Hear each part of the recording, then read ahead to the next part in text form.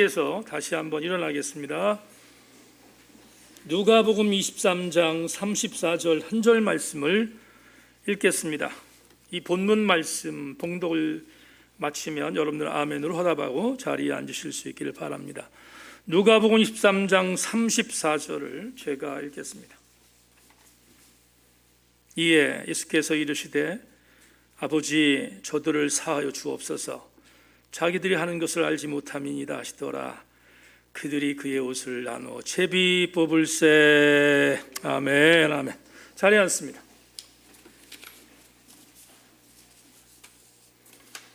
지존하신 주님 이름 앞에 보혈을 지나 연속으로 찬양하겠습니다.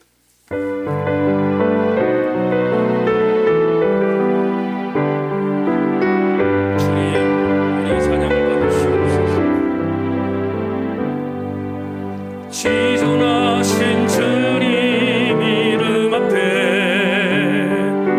모든 무릎 꿇고 다 경배해.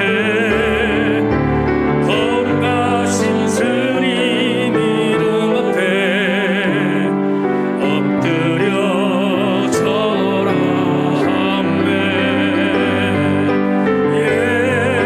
예수는 그리스도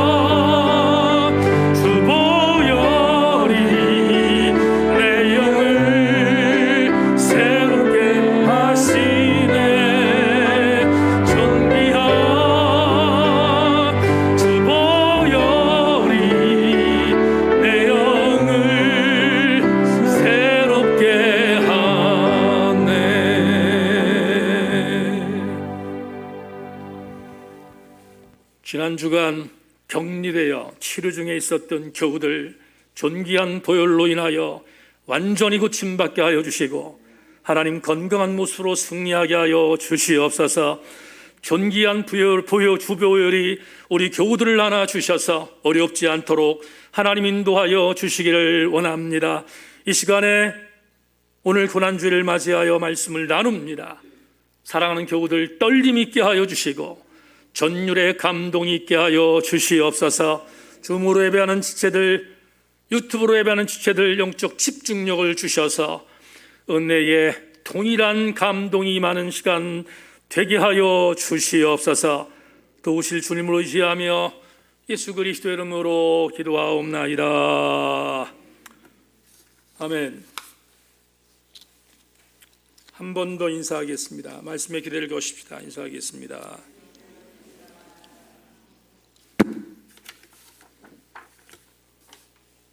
오늘 우리 교우들과 고난주일을 맞이해서 가상 7원 중 이러한 제목을 갖고 말씀의 은혜를 나누겠습니다. 감동이 있는 시간 되기를 주의 이름으로 소망합니다.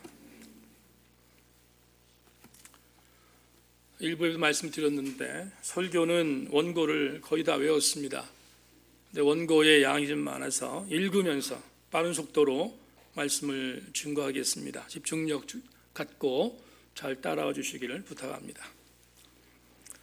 오늘은 2022년 종료주일이자 고난주일이기도 합니다. 더불어 고난주간이 시작되는 첫날이기도 합니다. 우리 세인공동체는 오늘부터 시작해서 내일 6일 동안 십자가에 달리신 주께서 십자가상에 사셨던 7가지의 선언을, 소위 말하는 가상칠언을 함께 나누며 예수 그리스도께서 짊어지신 십자가의 고난의 의미를 조금은 무게감 있게 나누는 시간을 가지며 고난주간을 보낼 예정으로 있습니다. 우리에게 이미 잘 알려져 있는 달라스 윌라드라는 목사님이 영국의 성공회가 낳은 걸출한 사제이자 선교신학자인 스티븐 니일의 촌철살인을 그의 책에 하나 남기고 있습니다. 소개하며 설교를 시작합니다.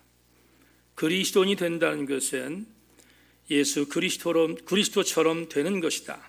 또한 그리스도인의 존재는 살아계신 그리스도와의 내면적 관계에 의존하고 있다.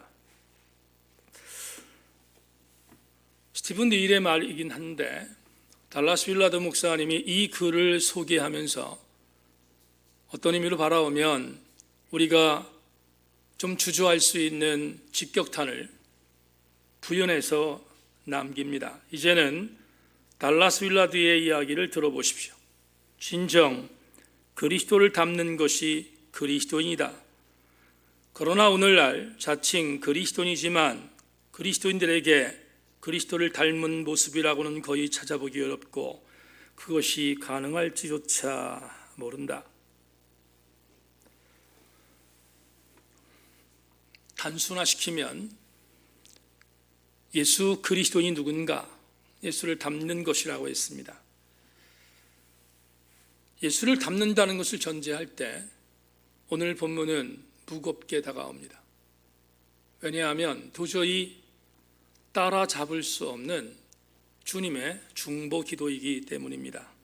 어떤 의미로 바라보면 하늘이 두 쪽이 나도 오늘 본문에 있는 예수님의 말씀을 따라잡을 수 없을 것 같아서 우리에게 어떤 의미의 오늘 본문은 절망적인 기도처럼 여겨질 정도로 무시무시한 주님의 중보 기도 제목입니다.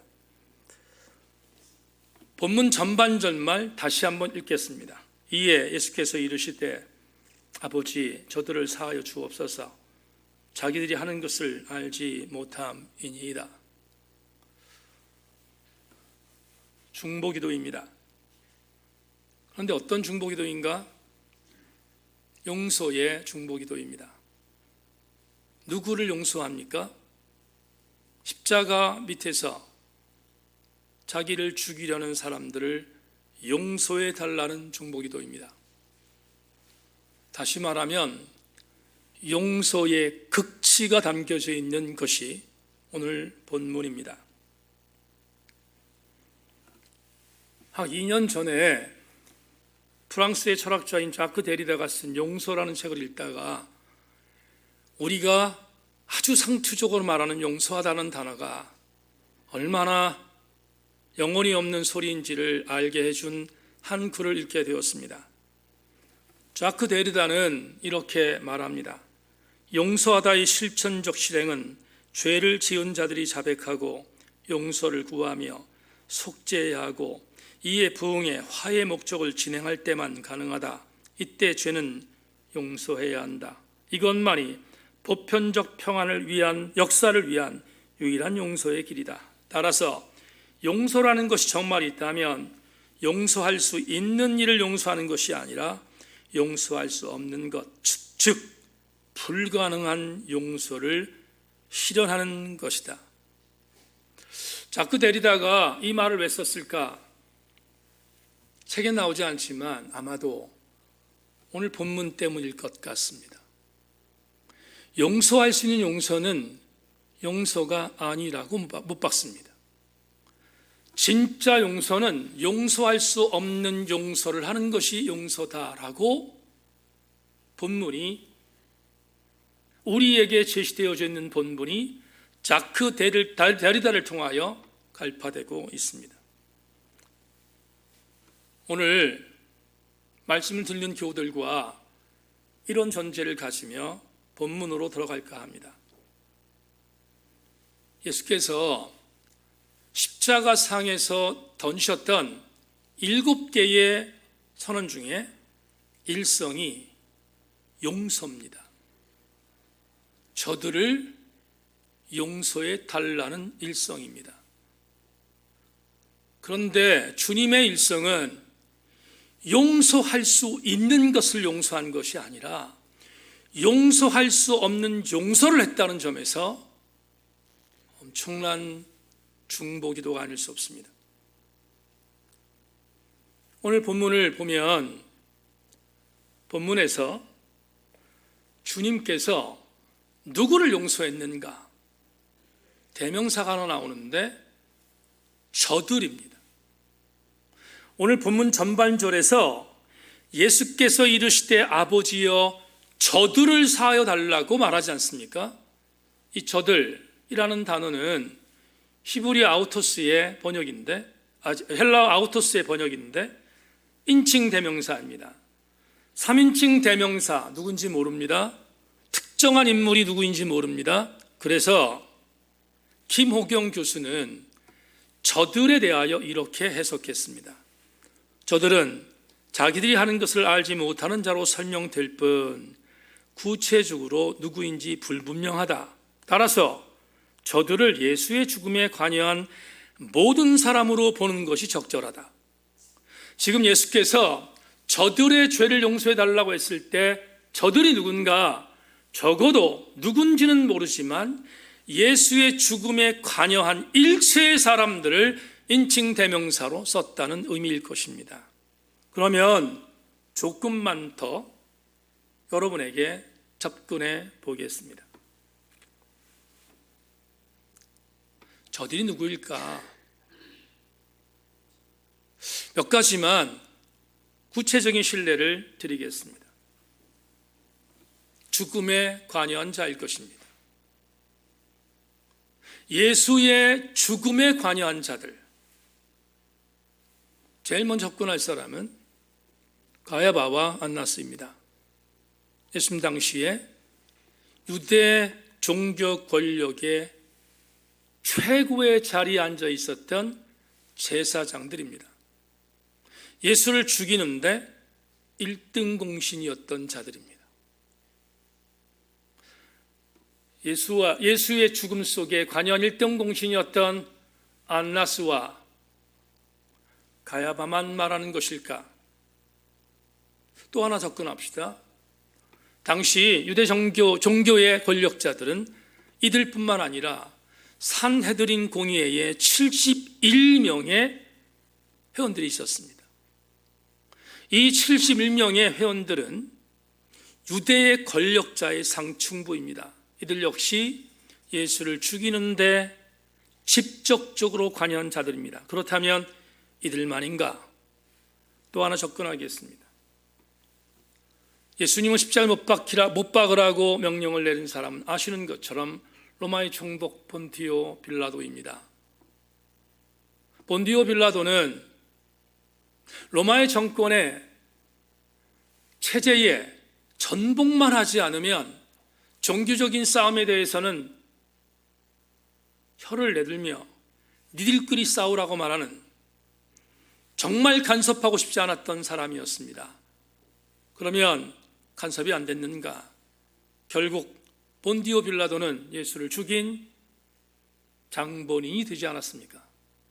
그러면 본디오 빌라도가 예수를 죽인 저들 여기에 해당되고 있는가? 물론입니다. 또 다른 사람이 있습니다. 당시 예수님의 사형 속에서 분봉왕이 있었습니다. 자기의 권력을 놓치지 않기 위해서 로마의 총독에게 아부하고 상납하는 분봉왕 헤롯이 있습니다. 헤롯 역시 예수를 죽이는 자에 관여된 사람이었음을 부인할 수 없습니다. 예수 그리스도를 죽이는 데 관여했던 사람, 분봉왕 헤롯 왕, 하나의 여백으로 남겨놓읍시다. 그러나 조금만 더 확대합니다. 오늘 예수께서 십자가에 못 박히시는 날, 불과 5일 전 예수님은 나귀를 타고 예루살렘에 입성하셨습니다. 그때 예루살렘에 있었던 수많은 사람들은 종려나무 가지를 흔들었습니다. 그리고 외쳤습니다. 호산나, 호산나 다윗의 자손이여, 우리를 구원해 달라고. 그들이 외쳤던 이유는 예수께서 드디어 로마의 압제에서 우리를 구원할 정치적인 메시아임을 믿었기 때문입니다. 그런데 불과 5일이 지난 뒤 정치적 메시아라고 믿었던 예수는 본디오 빌라도에게 굴복당하고 사내린 공의회의 권좌에 있는 기득권 종교 지도자들에게 무너졌습니다. 힘없이 십자가에서 죽습니다. 무기력했던 예수 그리스도를 십자가에 못 박으로 외쳤던 사람 누굽니까? 5일 전에 호산나를 외쳤던 무리들이었습니다. 분명히 예수님을 죽인 장본인들 중에 한 명일 수 있습니다. 마지막으로 예수님과 3년 동안 동고동락하며 예수님의 사역을 나눴으며 예수님의 기적을 봤으며 예수님의 말씀을 들었습니다. 누가? 12명의 제자가. 12명의 제자는 예수님께서 십자가에 못 박혀 죽는다는 선언을 하자 주님에게 그런 일은 있을 수 없습니다. 주님, 절대로 주님은 죽지 않습니다. 우리들이 주님의 죽음을 막을 것이며 주님이 죽으시면 우리도 같이 죽을 것입니다 라고 외쳤던 그들 모두 오늘 본문의 이 자리에서 단 한 명도 존재하지 않습니다. 도망갔기 때문입니다. 이들도 예수님을 죽였던 무리들입니다. 여러분에게 절차상 몇 명의 무리들을 소개했습니다. 여러분, 위로가 됩니까? 그래, 2000년 전 예수님과 동시대에 살았던 저들이 예수를 죽였어. 위로가 됩니까? 근데 여러분에게 찬물을 껴겠습니다. 나는 자유롭습니까? 2022년 4월 10일 고난 주일을 보내는 나는 예수 그리스도를 죽인 무리에서 자유롭습니까? 2000년 전 시공간이 다른 곳에서 예수가 죽었기에 나는 절대로 관여하지 않았다고 이야기하는 사람이 우리 중에 있습니까? 설교를 마치고 나면 헌금 찬양으로 147장을 여러분과 함께 찬양할 것입니다. 147장은 흑인 연가입니다. 흑인들이 아프리카에 살다가 노예로 붙들려서 미국과 영국으로 팔렸고 수많은 비인간적인 대우를 받다가 그들은 죽어갔습니다. 인간 취급을 당하지 않았습니다. 그런데 그렇게 팔려왔던 흑인 노예들이 그래도 그 알량한 복음 때문에 자기들을 죽이며 비인간 취급하고 있는 영국인과 미군들이 믿고 있는 예수라고 하는 그 기가 막힌 존재에 대하여 듣게 되었습니다. 그런데 그 예수는 폭력의 예수가 아니라 진짜로 나를 사랑하는, 지금 나는 비인간적인 대우를 당하지만 비인간적인 대우를 하신 분이 아니라 가장 나를 사랑하는 하나님의 아들이라는 사실을 그들이 깨닫고 신앙의 회심을 통하여 예수 그리스도인이 되었습니다. 그들이 절치부심하며 그들의 아픔을 노래했습니다. 그 노래가 찬송가 147장입니다. 1절부터 4절의 가사가 이렇습니다. 1절, 거기 너 있었는가 그때에 주님 십자가에 달릴 때. 2절, 거기 너 있었는가 그때에 주님 그 나무 위에 달릴 때. 3절, 거기 너 있었는가 그때에 해가 그 밝은 빛을 잃을 때. 4절, 거기 너 있었는가 그때에 그 주님 그 무덤 속에 누일 때. 흑인들은 이렇게 노래했습니다. 십자가에 달릴 때, 나무에 달릴 때, 밝은 빛을 잃었을 때, 그 무덤 속에 누일 때 흑인들은 이렇게 노래했습니다.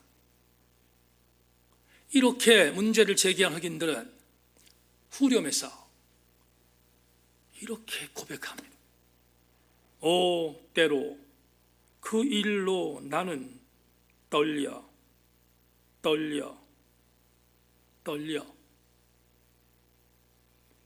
2000년이 지난 뒤 비인간적인 대우를 받고 있었던 노예들은 2000년 전 그 현장에서 나는 없었지만 그 현장에 내가 있는 것처럼 나는 지금 주님의 그 죽으심에 대하여 떨린다고 고백하고 있습니다. 주님이 십자가에 달렸는데, 주님이 그 나무 위에 달렸는데, 주님께서 돌아가실 때 해가 밝은 빛을 잃었는데, 주께서 죽으셔서 아리마다 요셉의 무덤 속에 묻혔는데 누구 때문입니까? 누구 때문에? 여러분, 절기 설교의 함정이 뭐냐 하면 상투성이 있다는 것입니다. 설교 준비하다가 이 생각했습니다. 우리 세인교회 성도들에게 절대로 상투성으로 이 주님의 고난이 접목되지 않기를.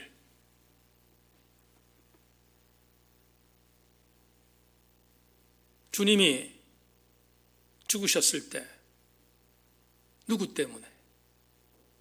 2000년 전 예수 그리스도와 동시대에 살았던 열교했던 그들 때문인가? 물론입니다. 그런데 또 한 부류가 있습니다. 그 또 한 부류는 주님이 그렇게 십자가에 못 박혀 죽으셨는데 2022년 4월 10일 날 전혀 떨리지 않는 나도 포함됩니다. 나도 포함됩니다. 주님, 저들을 용서하여 주시옵소서. 저들의 죄를 알지 못하기 때문입니다 말했던 저들 속에 오늘 내가 떨리지 않는다면 나도 저들입니다.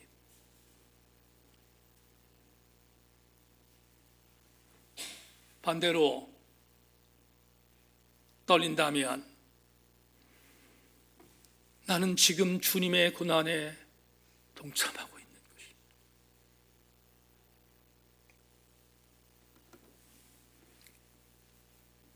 여기서 한 가지 여러분에게 주석할 것이 있습니다.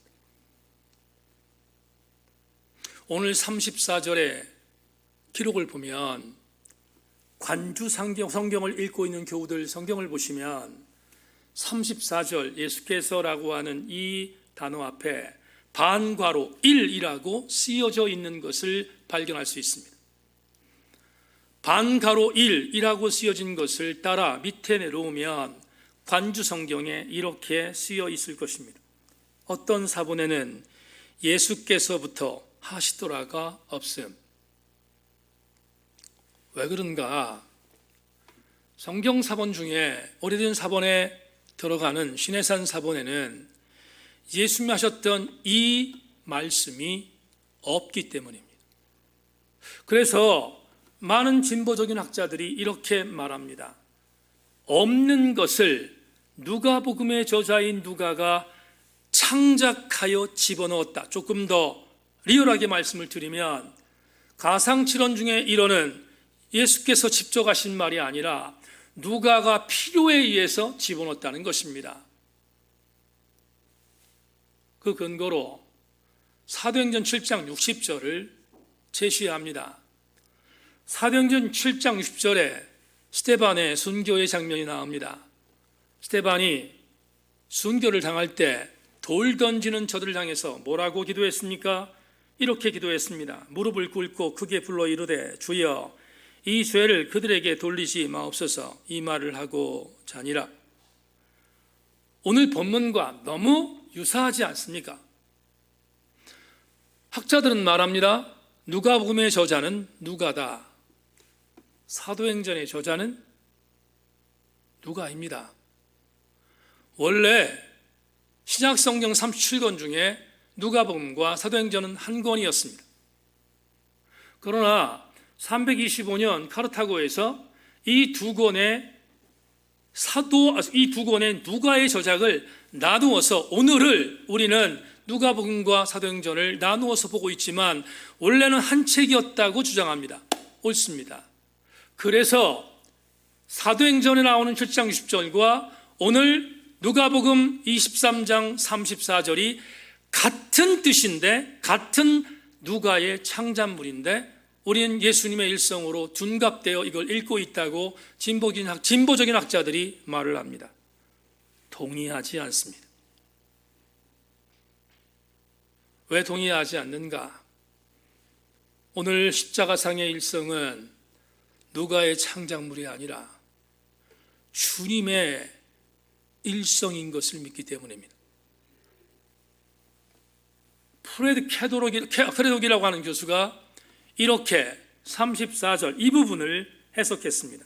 누가는 십자가 처형에 있어서 유대인들과 로마인들을 포괄하기 위하여 의도적으로 저희라는 말을 사용하고 있음이 분명하다. 만약 저희가 그처럼 포괄적이라면 그 저희는 용서와 원수사랑에 대한 외수의 교훈을 이미 선포하신 예수께서 친히 말씀하셨을 것이 분명하다.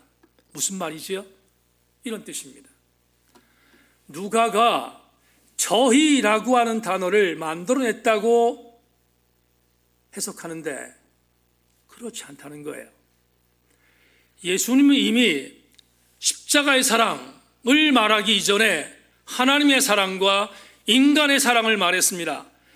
하나님의 사랑과 인간의 사랑을 성취하여 주신 것이 십자가라면 주님이 십자가의 일성으로 말씀하신 저희의 죄를 용서해 달라고 했던 이 대명사 저희는 예수님께서 먼저 사용한 것을 적절하게 누가가 인용했다는 것입니다.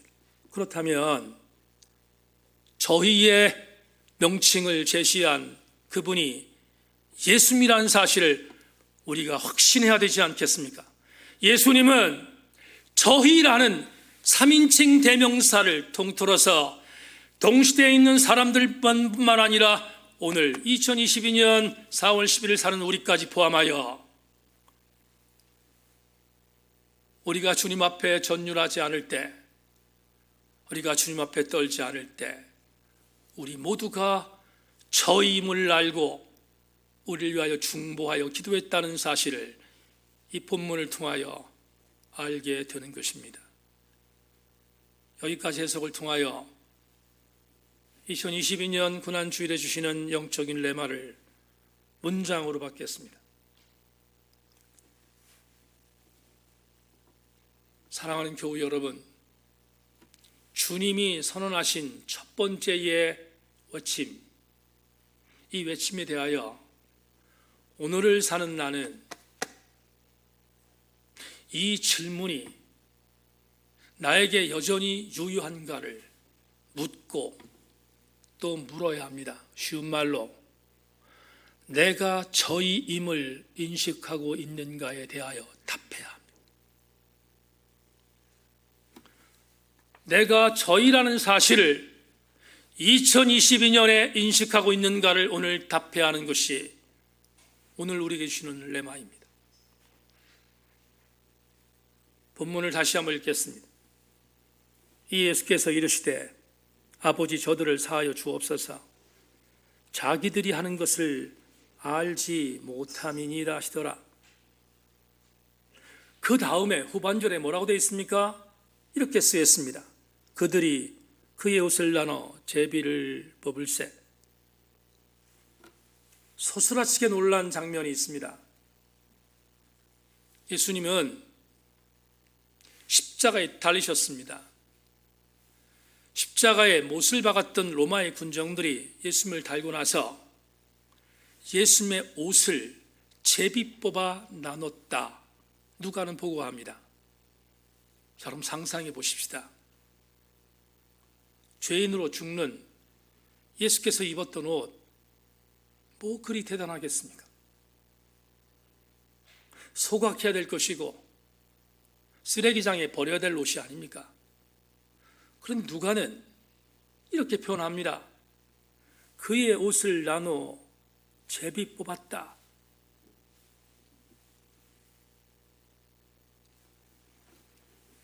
시편 22편 18절에서 시인이 이렇게 예언합니다.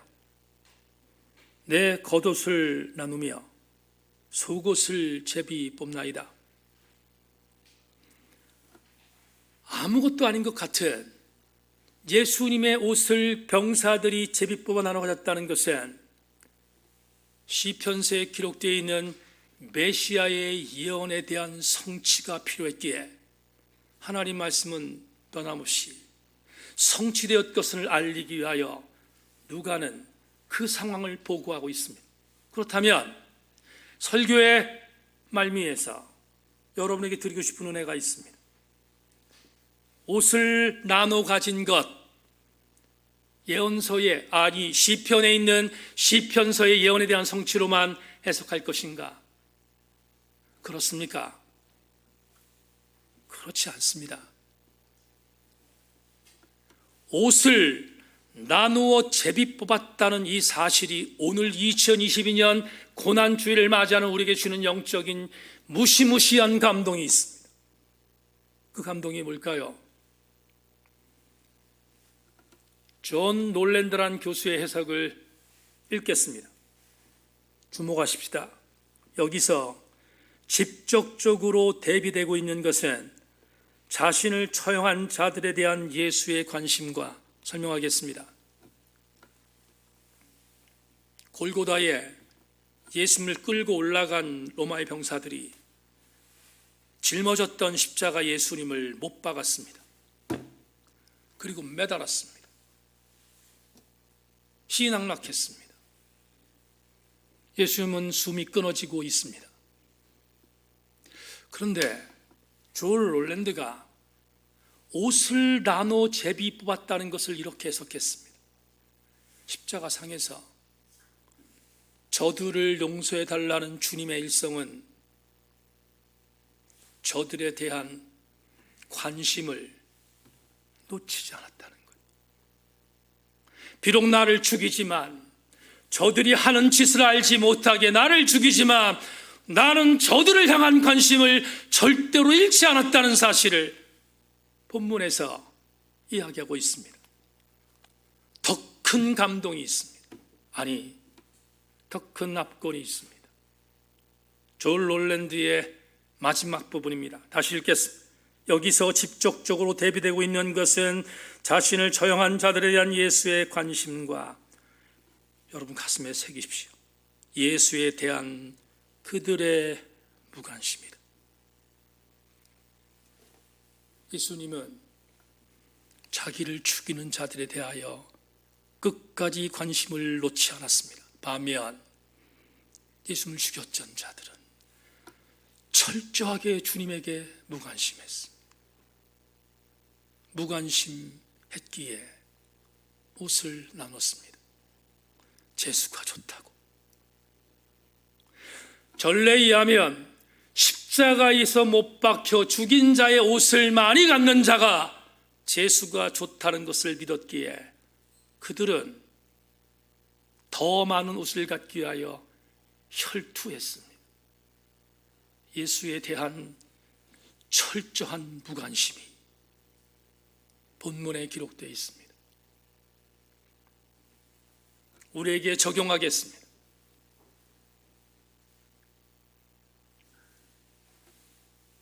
예수님은 나 때문에 죽으셨습니다. 내 죄 때문에 죽으셨습니다. 그런데 우리는 내 죄 때문에 죽으신 주님을 보지 않습니다. 본다면 세속적이고 상업적입니다. 저 예수가 죽었는데 저 예수가 죽음으로 나에게 무슨 유익이 있는가에 집중하는 자는 오늘도 옷을 찢어 나눠 갖는 자가 아니고 누구이겠습니까? 주께서 나를 위하여 죽으셨다는 것에 대하여 전혀 무관심하고 저가 죽는 것에 대한 부분을 세속적 관점에서 유불리를 계산하여 내가 더 많은 옷을 갖는다는 생각을 갖고 종교 생활을 감당한다면 우리야말로 옷을 더 많이 갖기 위하여 혈안되어 있는 자들이 아니고 무엇이겠습니까? 예수께서 나를 위하여 몸을 버리셨는데 예수가 입고 있었던 옷이라는 그 빈 껍데기를 차지하게 하여 몰두하고 있는 자라면 어찌 주님을 바라보며 떨 수 있겠습니까? 내가 조금이라도 더 많이 예수의 옷을 나눠 갖는데 재수가 좋아 획득했다면 나는 오늘 주님이 엄명하셨던 저들이 바로 내가 아니고 누구이겠습니까? 말씀을 마무리하겠습니다. 1992년 4월 30일 청주 서원교회에서 목사 안수를 받았습니다. 당시 원로 목사님들이 목사 안수를 받는 저희 목사 동기생들에게 일일이 손을 얹었습니다. 제 순서가 되었습니다. 소천하신 청주서원교회의 고 여진원 목사님이 마이크를 잡고 제 머리에 손을 얹고 원로 목사님들이 머리에 손을 얹은 뒤에 이렇게 기도하셨습니다. 내가 이 강독에게 성도를 섬기는 직과 성찬을 집례하는 직과 축도를 선포할 수 있는 권한을 허락하노라. 그때 무릎 꿇고 있었던 저는 두 눈에서 눈물이 흘렀습니다. 그리고 그때 세 가지를 주님께 드렸습니다. 수없이 여러분에게 말했던 것처럼 하나님, 사람의 비유를 마치지 않겠습니다. 사람을 좋게 하랴 하나님을 좋게 하랴. 내가 만일 사람을 좋게 했다면 나는 그리스도의 종이 아니라. 갈라디아서 1장 11절 말씀을 목숨 걸고 지키는 목사가 되겠습니다를 주님께 약속했습니다. 둘째,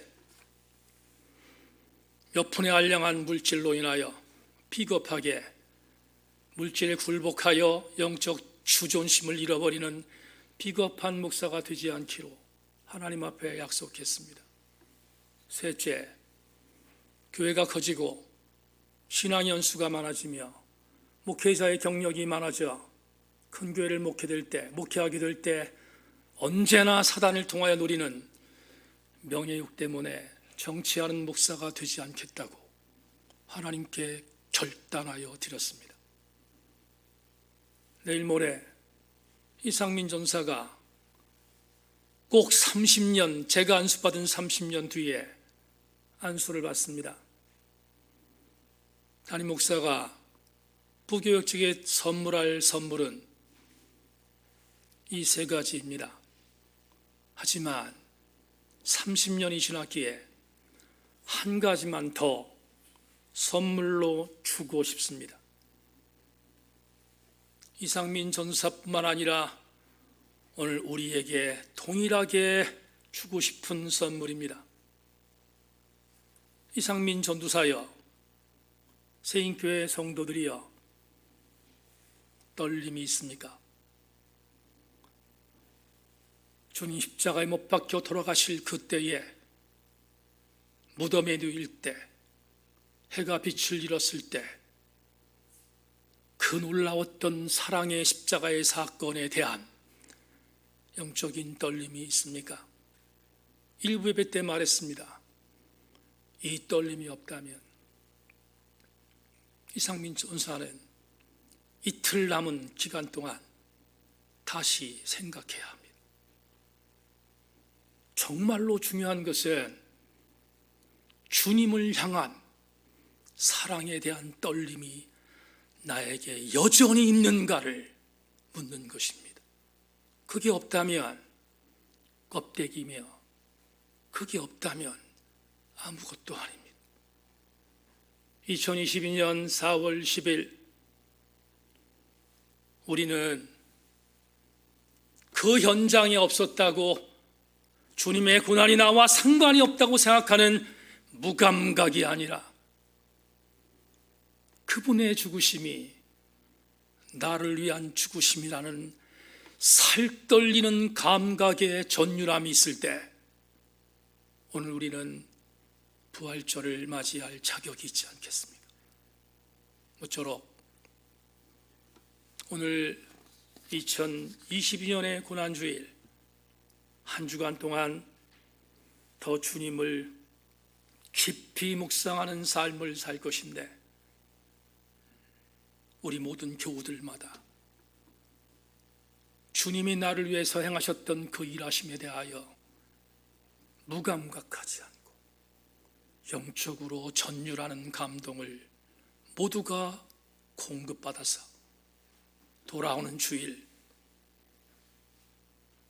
예수 그리스도의 십자가를 짊어진 자들만이 노래할 수 있는 주님의 부활을 노래하는 우리 모두가 되기를 주님의 이름으로 소망합니다. 하나님 감사합니다. 오늘 고난주일을 통하여 주의 말씀을 나누었습니다. 주님, 계속해서 떨리게 하여 주시옵소서. 계속해서 전율하게 하여 주옵소서. 예수 그리스도의 십자가의 사랑을 잃어버리면, 무감각하면 나는 그리스도인이 아닙니다. 하나님, 우리 모든 교우들에게 예수 그리스도의 십자가가 감각적으로 전율되게 하셔서 우리 모두 함께 주 안에서 승리하는 부활의 증인들 되게 하여 주시옵소서. 예수 그리스도의 이름으로 기도 올리옵나이다. 말씀 생각